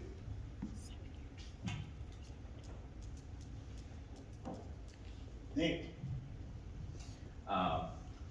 One thing I would like to ask Chris to comment on, as I know a story was put out online regarding ICS, specifically with some malfeasance with a Shakopee superintendent and ICS. Can you comment on what happened when with that situation, both legally and professionally? Sure can, yep. Former employee was involved. He violated ICS's code of conduct, was let go. But in the course of the investigation of the former superintendent Shakopee, we were actually an expert witness for the FBI in doing that. And I do have a statement from the U.S. Attorney's Office that can speak to that. So the United States Attorney's Office for the District of Minnesota, in parentheses, the office sought information from ICS Consulting related to Rod Thompson, former Shakopee Schools superintendent, that preceded ICS Consulting's merger with Building Systems Holding. ICS Consulting provided information that assisted the office in prosecuting Rod Thompson. Neither ICS Consulting nor Building Systems Holding were targets of the Rod Thompson investigation, and the office is not contemplating any criminal action against ICS Consulting or Building Systems Holding related to Rod Thompson. And I think Dan makes some good points. We have priorities, and we have to decide what those priorities are. I will say, I think police and fire are considered a core service of any city. So yeah, we haven't had a conversation. We are open for suggestions as to what do we maybe give a lower priority and shift some funding towards police and fire, and where we take that from. And I will also say, while I've had my reservations with SHPO, because they do make recommendations and they can make the very expensive. You know, we do, if the building is up here, we do want to make sure that it fits within the character of this campus. But I will say my enthusiasm for this campus, for that facility, is lower than it was. And so, have there been any other sites that have become viable options since our initial review of site locations? Because I would be very curious to know, just from the public, if that's as big a sticking point as the cost, because yes, it is terribly expensive. Just to answer your question, Nate, I think through this whole process, even open houses, people would say, hey, how about Bridge Street, or how about Leo Rudolph? And so we were open to keep exploring. We still are. We just need that 5-acre tract of land that's centrally located. It's not easy to find that kind of space that's available at a price tag similar to what the price tag is over here at West Hills, right? So that only adds more to the project if we would be purchasing something. We continue to look at all of our sites, even that we've listed here. Is there some way to do it, to make a different site look? That we would work and serve our needs and meet all the criteria that we had as our kind of criteria for selecting a site. With that, we don't have one yet. We'll keep looking and keep doing our due diligence. But open to ideas. If somebody says, I got 5 acres in downtown, well, that's free.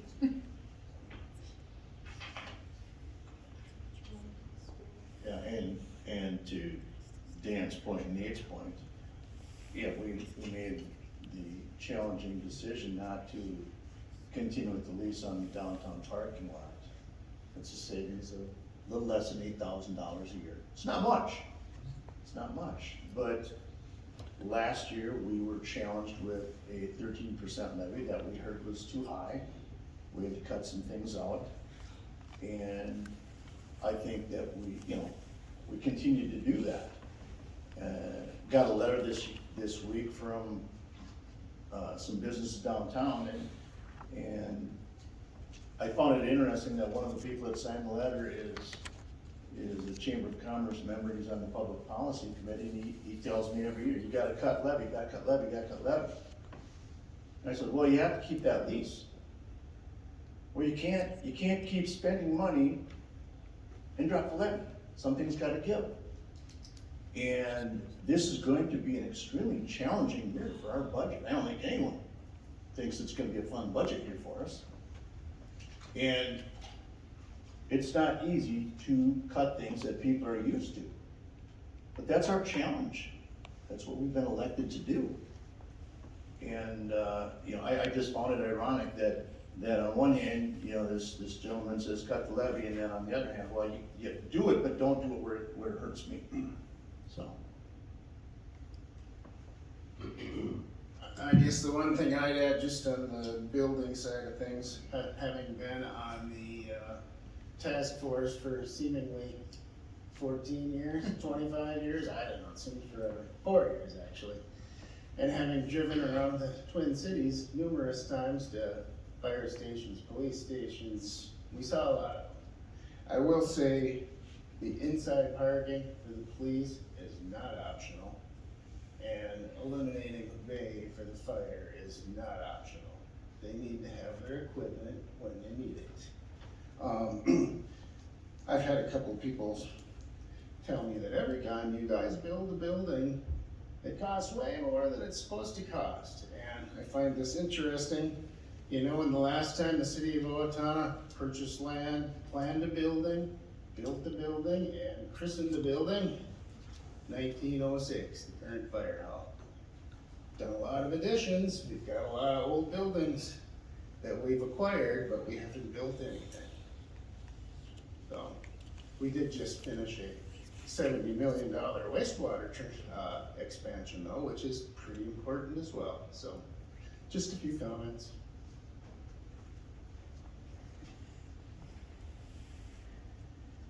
I'll make a comment. Thank you. Yes. I would concur with Dan. May 9th at the library, be there, 9 to 11. Dan might not be there, but the rest of us will try and make it. Having sat up here and listened to people come up and during the public comment related to this, I don't think I heard anybody go, I don't support the police and fire department, but I support the fire department, police department, but at some point in time, those buts gotta be taken care of. I talked to a previous city council person, and the comment that I got was, put a Band-Aid on it and kick it down the road. I think it's been kicked down the road way too many times.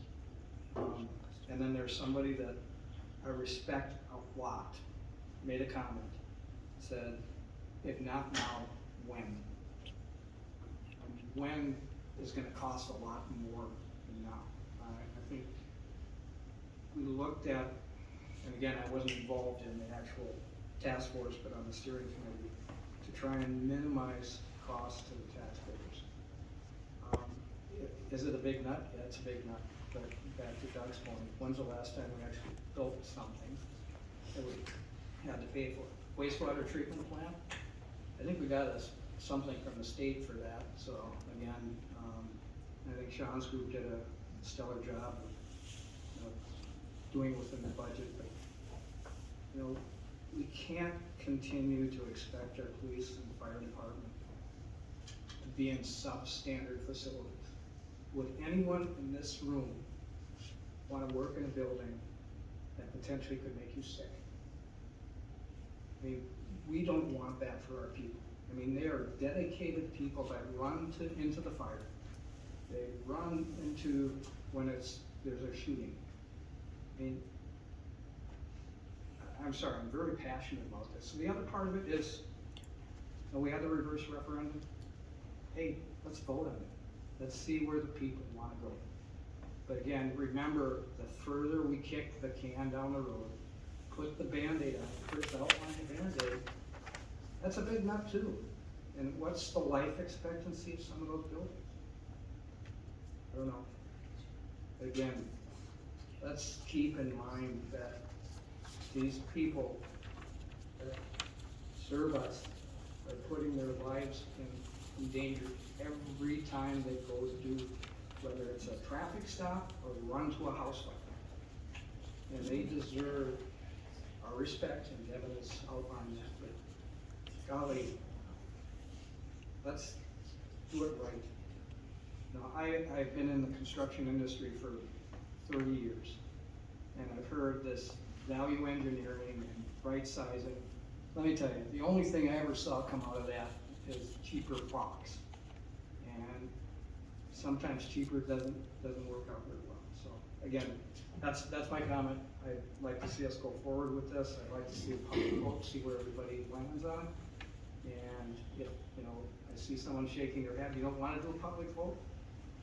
Okay, reverse referendum said, we want this, let's do it, let's see it. Let me see what the city wants to do. Again, that's my comment. I apologize for getting on the soapbox, but again, we need to take into consideration our police and fire departments. We don't want them to get sick or injured, and if we've got hazardous materials they're dealing with, and someone ends up having an illness from it, that's not acceptable. Thank you. Anyone else? I'll just say thanks, Jenna, for arranging to do this today. I mean, over the last 5-6 years, I mean, this brought back a lot of history of how we got to the point we are today, so it's great information for the community to see it. It'll be on our website for them to view it when they want. And I echo the comments from my fellow council members on this project, so. I guess I just asked if the chief has anything or fire has anything, otherwise, I think we can wrap it up. Our intent was to have a good discussion, I think we had that, and so if there's anything more, we can go with that. Nothing to add? Okay, so, yeah, that's our conclusion of this event. We do have our topic, we do have one other that we could turn on with fire, maybe we could take a 5-minute break to give us a transition. Dan won't keep break. I knew I'd get you to say yes sooner or later, Dan. We won't keep break. Okay. Let's take a break.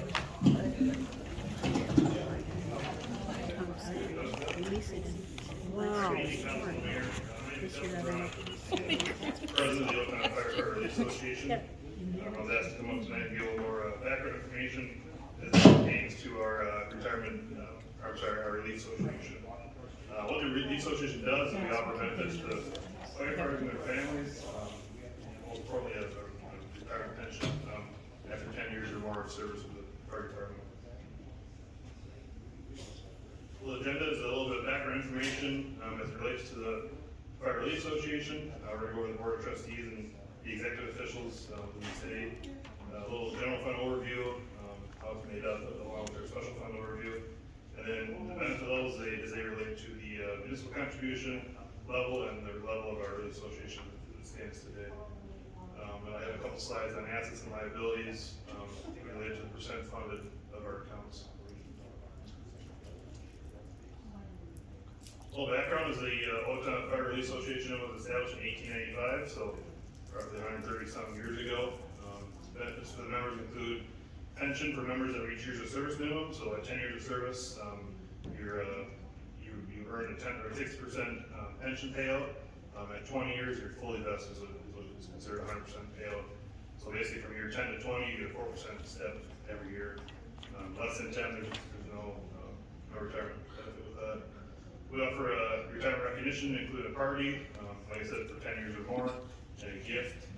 We do hosting events such as a summer picnic for our guests, or for our members and their guests. We offer a summer blues party for the winter time. We kind of get together and keep the group tight. We also offer a local support for nonprofits. We do a yearly giving, so the group comes up with an idea for another local nonprofit that we give a amount of money to per year, and that changes every year based on the wishes of the group. And then we also participate in community events such as bell ringing. We do a picnic with police, fire, EMTs, everybody in the community that kind of plays a role into this service. And our current membership includes 30 firefighters, both paid on call and full-time. Here's the Board of Trustees as it stands, and then our executive officials with city administrator, mayor, and then usually the fire chief. fills that role too. This group meets whenever there's a special meeting needed, or whenever our investment group wants to meet to talk about, things that we can change related to special fund. So our general fund is comprised of annual dues, fines, initiation fees, fundraising events, any donations, and then any, miscellaneous sources, I mean, donations or wills or whatnot. Our bylaws state that we need to keep at least $75,000 in this account. We're pretty well overfunded in this one right now, so I can talk about how that could be in our safeguard down the road, in case we ever need city contribution. So like I said, any money above that amount can be transferred to the special fund, and then the potential of having it invested with our partners at Department Night. And I just wanna touch on fundraising and investing has been a huge, factor to having this fund grow. There was a time, I know, Tyler, our treasurer a while back, said there was a time this fund was broke. And I'll show you in a few slides coming up here that a lot of work has been done on the backs of firefighters and past and present, to fundraise and raise money and, invest our money, and then, to offer a pension for our members. Special fund is comprised of transfers from the general fund, fire state aid money, and fire supplemental aid money. So fire state aid, in the grand schemes, is raised from a percentage of the insurance premiums paid by people in our community. And the supplemental aid is money allocated by the Commissioner of Revenue, roughly around $5.5 million gets allocated and dispersed throughout the state to relief associations. The special fund is also used to cover some costs like our annual audit with NABDO and yearly salaries for our treasurer and secretary positions. Can I interrupt just a Go second? ahead, Dan. So that last slide seemed like there was very little, if any, tax dollars going into your. Correct, yeah, and I should touch on too, over the course of almost 131 years, we've gotten about $149,000 of municipal contribution over all those years. Very thankful. We don't want city contribution. That happens. Bigger things are going on, so our goal is to not need city contribution to make it do it on our own. So. All right, so benefit level. Our current benefit level right now is $16,500 per year of service. Like I said, less than 10 years, you don't get a penny. 10 years, you're 60% of that amount. Every year from 10 to 20, you get a 4% increase. So at 20 years, you receive the $16,500 per year of service times years of service. In 2021, so our percent, kind of how we got here, the benefit levels were always the same as municipal contribution level and our relief association level. In 2021, we took a pretty large increase because our percent funded was so far overfunded, or 170% funded. And we thought we were kind of doing a disservice to our members by having that much money in our account and not paying out the members. So we went out on our own, as we called it, took a $4,500 increase per year service roughly. And obviously the city didn't want to quite match that at that time. So over the years, we've been taking $1,000 or $2,000 increase towards our municipal contribution. So what that means is there's no effect to you right now. It's not money we need. It's just in the case that percent funded ever drops below, roughly it's about 85 to 87% funded. That's what municipal contribution would kick in. It hasn't happened for a while. I got a few slides here after this one that shows you when city contribution has been needed, and kind of how long it takes to bounce back a little bit. So percent funded is basically just asking for liabilities. What that means is we have enough to pay out all of our liabilities. So every year of service, every firefighter, no matter if they have 1 year of service or 30, would enough to pay all the amount, and there would still be 20% left over in that account. And keep in mind that the less than 10 years, you don't get a penny of that retirement. So. Good question for you. Go ahead, Dave. Give me a number on what a guy doing, based on those numbers, which are probably gonna change, you know. What would a 20-year guy be looking at when he pulls a pin? 20-year guy would use 20 years times $16,500 be $500,000. So when he pulls the pin, he's got 500 grand waiting. Correct, yeah, when you turn 55, yep, until 55. You can't draw it out prior to 55. And that's in addition to your regular pension. If you get a pension, so not everyone gets a pension, paid on call firefighter, don't get any, there's no retirement associated with being a paid on call firefighter. Nothing prorated for paid on the fire. No, it's the same as that thing, for all members of relief. So that explains why you see a lot of guys buying an RV when they pull it in. Yeah. Paying cash. And the last one there, like I said before, since 1885, the city is basically contributed $149,149 towards contribution, and the last time being in 2012. So here is a benefit level amount for, city contribution on the left side, and where our benefit level amount is on the right side. So like I said, we stayed hand in hand all the way up until 2020 or so, 2021, where we went from, the Relief Association went from $7,500 per year service up to $12,050. Like I said, we were majorly overfunded. We had 170% roughly funded in our account, and we just didn't feel like it was right to hold that back from our members and not give them a realistic pension. So we changed our bylaws. I should add too, maybe back in 70s or 80s, it was it had to be maybe roughly 90% funded. In the early 2000s, went to 100% to 110% funded. And then in 2020, when we took the big increase, we jumped up our bylaws to 120% funded. So what that means is we can't take an increase if our funds are below 120%. And we can't take an increase above the state maximum. So I think it was 2023, the state maximum went from 10,000 to 15,000. And in 2025, the state maximum went from 15,000 to 20,000 per year service. So you see we're kind of trying to play catch up here since 2021. In recent years, we've been taking $1,000 increases to try to catch up to our Relief Association amount. We've been taking increases as well, so the gap just kind of keeps spreading. Here's a quick overview back to 78. It's the latest information we have. Our assets, our liabilities, the percent funded, like I was talking, what the pension amount was for that year, any city contribution that was needed, and then the far right side there is pension payouts for that year. So like I said, like 1982, and that per our bylaws, they need to be 87% funded before they take an increase. So for a few years there's no need to take an increase from 90, 91, 92. After that, once they got above the percent funded, they could take an increase. 2003, 04, there's a little city contribution there. We were underfunded. Like I said, around it dropped down to almost 60%.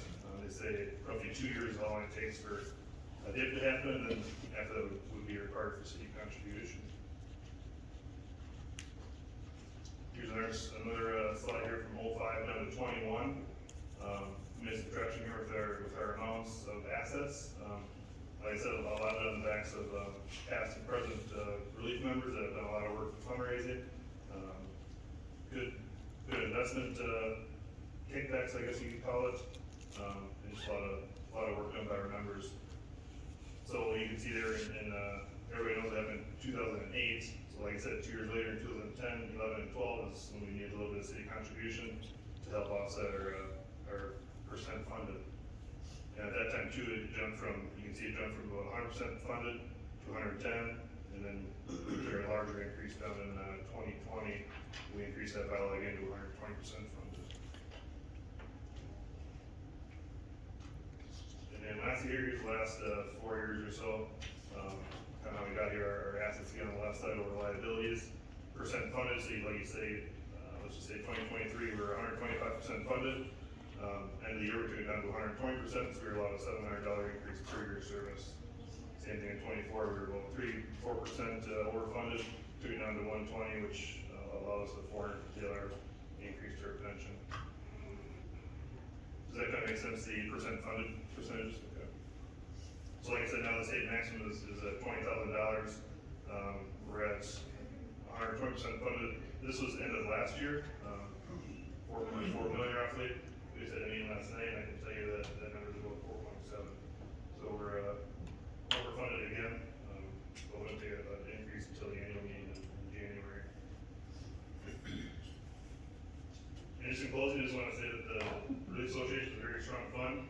Like I said, built on the backs of the current and past members, and done a really good job of getting this thing up and growing. There's a good investment group at Department 9.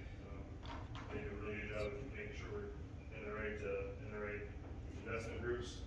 And I guess the biggest ask here, I guess, would be that in an effort to bridge that gap between our amount and the $2 increase for city contribution to raise it to $14,500. In case we ever need city contribution, or municipal contribution, it's a slide that drop to that 85 to 87% roughly funded, so we would have to lose, 35%, almost probably $2 million for that to happen, so. Never want to see a contribution, but, we always appreciate it. So any other questions from the group? You guys, excuse me, you guys are doing a lot better than the, police, pensions, I can tell you that. I'm not sure of the police yet, I can't speak for that. Oh, I can tell you. Okay. Yeah, we're good, it's strong fund, for sure. I've been out 20 years, haven't got more than 1.5 after being promised, never go below 3% a year. Yeah. Yeah. How many Monday nights a week do you drill? We drill twice a month. Monday nights a week. Yeah, yeah. One Monday One a week, night yeah. per week, yeah, we do it Well, twice a yeah. month. That's what I bet a month, Yeah, we do it twice a month, second, fourth Monday of every month. all year long. Yes, sir. Yep. Any other Questions? from the group? So today was just an information, this will be on our council agenda, coming up at an upcoming meeting, just for the request that they have, so. Perfect, all right. We should update everybody as well. Thank you guys. Thanks Thank for you. your interest. Apologize, it was inadvertently put in that we're gonna have a discussion on parkland dedication fees. That was actually last city council meeting that was, and it was just put on here. I do have one thing that will be coming up to the council, first meeting in May. I'm sorry, potentially the second meeting in May. The Fair Board, I believe it's the Fair Board, has taken over the Smoking and Steel. They're creating a big event out there. One of their events are working with United Way, and one of their ways to make money out there is they're gonna have a band on Friday night. With our noise ordinance that goes into effect after 10 o'clock, they are going to be asking if they can have the band play until 10:30. The information I got, they're gonna use the showmobile. It's going to be set up so it's actually pushing, the music will carry to the south, not to the north. So it's not gonna have as much impact on residential. And so just to give you a heads up that is potentially going to be on the agenda should it work in, so. Well, Mr. President. Yes, Let me just correct. clarify that. So the Fair Board or Egg Society did get an event permit for their event. As part of that event permit, they are being asked to pay a fee to have that noise ordinance because they have noise occurring after 10 p.m. So So what we're looking to do is waive that fee for that extra half hour. correct, but we approved their event permit at our previous meeting last month, so, that permit will not come before the council, because it's already been granted to the Egg Society. They're just asking that fee be waived, because of the nature of the event. They are partnering with United Way as their charitable organization for the event. I think they have a band scheduled Friday night until 10 o'clock and Saturday until 10:30. And that's what will come before us in May, because we can't vote on it, it's not on the agenda tonight. Oh, we voted on the event permit at our last meeting. Correct, but we didn't, the waiving of the fee would need a motion by the council, I guess. correct? Yeah, because it falls within our fees schedule, and because, I had checked with Jeanette, and she said the Fair Board is exempt to the noise, because Oh. I was wondering why, but because this is not the fair week, that's why they're being asked to pay the noise ordinance fees, because it's after hours, and it falls within that criteria. So if we wanna waive the fee and issue a waive fever to it, we would need to bring it to the council in probably June, or May. We could do it on March 19th too, but I'm sorry, the May 19th, sorry. So could waive it there, it's just as an agenda item that's part of that, waiving the fee if you choose to do that. That sound good? That sounds good. Okay. I can't vote on it, but that sounds good. And I won't vote on it because I'm the Fair Board, so. with that, we do have about 5 minutes. Is there any updates from your boards or commissions that you are a part of? Joint forward tomorrow. Okay, thank you. Oh, from last night. Oh, sure. Bees. Bee friendly? Bee friendly. Yeah.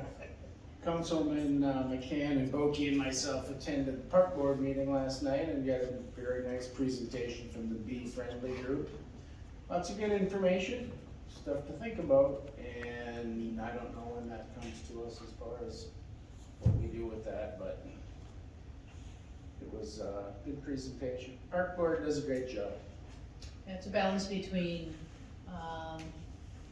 being good to the environment and managing mosquitoes too. And so it's hard to please everybody, but we do our best with using chemicals that are probably less, harm to the environment. I know our golf course takes that approach, and so does our park and rec. If I can add just one comment that I think we talked about in the park board, mentioned it too, you know, what is the cost structure of the chemicals we're using, things like that. You know, Eric Anderson just said, hey, there's really no additional cost for our people because they're not doing overtime, they're doing overtime. But the question was asked, what are the cost of chemicals? That we use? So, and I think we were talking about, since we're going through the budgeting process, we could probably.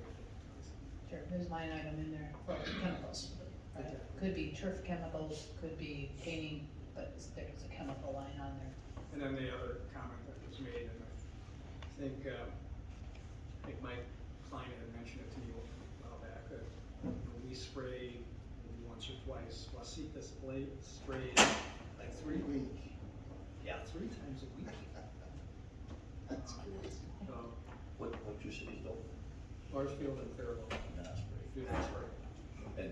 And besides the spray, we use the Herbicide. chemicals that we throw in the standing water. Into the, yeah. And we also, if we do spray, we spray in the evenings, at night, you'd see the trucks coming through. So they're very conscious of when they spray and how they spray, with wind and that. So, and if somebody asks us not to spray a certain street, they won't spray that street. And I asked the park board to consider what would happen if we would take a year off of spraying. Just like I would ask what would happen if we take a year off from the deer hunt, just see what happens. And if DNR says we shouldn't take a year off from the deer hunt, but it'd be interesting to see what response we get from the public if we don't spray for mosquitoes. If there's enough personal protection that it's not gonna make a difference. Yeah. I think they said the fog can travel 20 miles. Did they say 20 miles? No, the mosquitoes can. Well, the mosquitoes can. I think it was like a mile, 1 point, Tyler, was it 1.2? I don't remember the numbers. And never mind, 20 miles, 30 miles. But, That's the mosquitoes. Yeah, we're getting there. So, Yeah. and to your topic there regarding chemicals for things that fly, if you talk to the veterinarians in town, you'll find that they're having more cancers in animals due to what's put on the yards. There's more bad chemicals being used. There's outfits that have been around for 20 years, do it correctly, then some fly-by-night guys will come along with a 50-gallon tank in the back of their pickup, you know, say they do it for half price, so. And I don't wanna put words in Tyler's mouth, but I think you're gonna have Mike Klein come and actually talk about what the process is. Yeah, it's on our agenda for next month. So, but thank you for inviting us, and then actually letting us ask questions, because we violated the protocol. Any other boards, commissions? Hearing none, we'll take a break. We will start again at 7 o'clock. Thank you all.